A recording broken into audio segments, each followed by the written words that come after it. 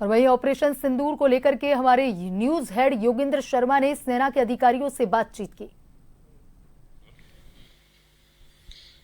भारत के पराक्रम का सबूत एयर स्ट्राइक और हम कहें ऑपरेशन सिंदूर, जिसको लेकर के अगर हम बात करें तो क्या कुछ इसका बैकग्राउंड और किस तरह से इस तरह के ऑपरेशंस को अंजाम दिया जाता है। हमारे साथ एयर कमांडर चंद्रमौली जी हैं। सर, इस तरह की जो ऑपरेशन किया जाता है, पहले हमने बालाकोट में किया, तो क्या लगता है आपको कि कैसे, कितना समय लगता है, क्या कुछ रूपरेखा तय होती है?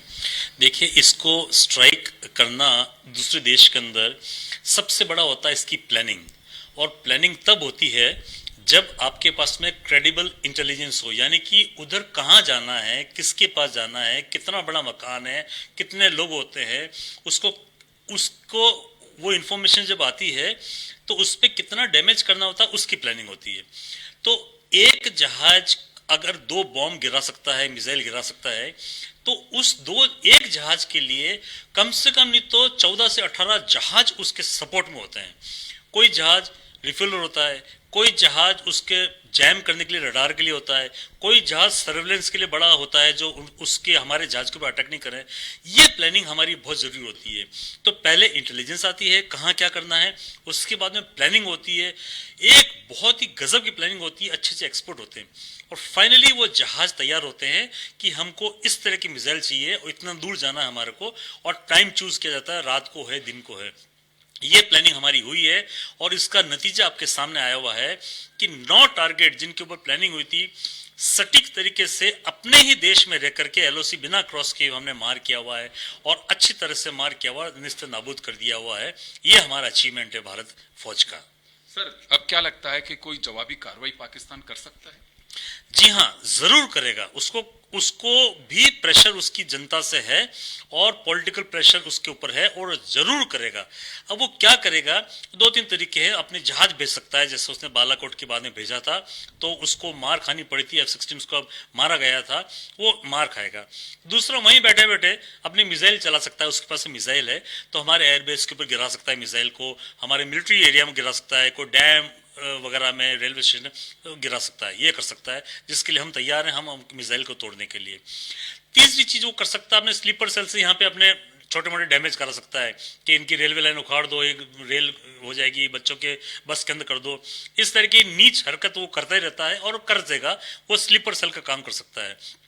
तो हमको इसके लिए मुस्तैद रहना पड़ेगा, जागरूक रहना पड़ेगा, और ध्यान रखना पड़ेगा कि इस तरह की हरकत जो नागरिक देख सकता है उसको रिपोर्ट करे, वो नहीं करे। और जहां तक उसके मिसाइल और हवाई जहाज की अटैक वो प्लान करता है, उसके लिए फौज पूरी तरह से तैयार है, और हम उसको मुंह तोड़ जवाब देंगे अगर वो करता है तो। जी, तो चलिए इसी ऑपरेशन से जुड़ी अगर हम बात करें, क्योंकि बालाकोट के वक्त हमारे साथ अभी स्क्वाड्रन लीडर विभूति जी हैं, जो उस वक्त भी एयरफोर्स में थी। विभूति, मैं 2 बातें जानना चाहूंगा यहाँ पे। एक तो क्योंकि टारगेट किलिंग थी इसमें, जो पहलगांव में जो घटना हुई उसमें पुरुषों को ही इसमें टारगेट किया गया था। हमने पुलवामा का जवाब बालाकोट में लिया। ये जवाब भी हमारी सरोजमी से पाकिस्तान के लॉन्च पैड्स को हमने ध्वस्त किया। 2 बातें, एक तो ऑपरेशन सिंदूर के पीछे क्या मोटिव लगता है, दूसरा हम ब्रीफिंग की बात करें तो महिला ऑफिसर्स को मैं देख रहा था उसमें कि उनको वहां पे बैठाया गया, कोई खास वजह कही जा सकती है इसके पीछे? जी। तो आपका पहला सवाल कि ये हमने यहीं से लॉन्च किया, बहुत ही अच्छा स्ट्राइक प्लानिंग था। किस तरीके से प्लान किया गया, चंद्रमौली सर ने अभी एक्सप्लेन किया कि कंप्लीट ब्रीफिंग दी जाती है, मिशन प्लानिंग की जाती है, इलेक्ट्रॉनिक इंटेलिजेंस एवेक्स को इस्तेमाल किया जाता है, उसके पश्चात बैटल डैमेज असेसमेंट करते हैं, जिससे हमें मालूम चले कि जो हमने अटैक किया है, स्ट्राइक किया है, उसका डैमेज 100% किल रेट है या नहीं। इस बार हमने इंटरनेशनल बॉर्डर्स भी क्रॉस नहीं किए, ये काफी अच्छा था। दूसरा कि अगर हमने महिलाओं को ही चुना है ये ब्रीफिंग देने के लिए, आई थिंक ये भारत का बहुत ही सटीक जवाब है उन लोगों के लिए जिन महिलाओं के सामने, जिन बच्चों के सामने उनके पिताओं को, उनके हस्बैंड्स को गोली मार दी। आप सोचिए, उनके शरीर पे, उनके कपड़ों पर छींटे आए उस खून के। तो आई थिंक जब एक महिला अपने सिंदूर की खातिर लड़ने आती है, उन बच्चों को तैयार करती है जो देश की आने वाली जनता है, कितने स्ट्रांग वो बच्चे बनकर आएंगे। जब ये महिलाएं इतनी ताकतवर हैं तो इनकी फैमिली, नेक्स्ट जनरेशन कितनी स्ट्रांग आएगी। और देखिए कि मुझे लगता है कि जो मशीन्स होती है ना, उनको नहीं पता आदमी और औरत का भेदभाव क्या होता है, लेकिन जब हम औरत को स्टेज पे खड़ा करके बोलते हैं, और हमने रिप्रेजेंटेशन के लिए colonel Qureshi, wing commander Vyomika, 2 इतनी प्रतिभावान महिला ऑफिसर्स को चुना, तो ये बहुत ही करारा जवाब है ये बताने के लिए कि ऑपरेशन सिंदूर के नाम को बिल्कुल जस्टिफाई करती हैं ये महिलाएं जो सिंदूर का प्रतीक हैं।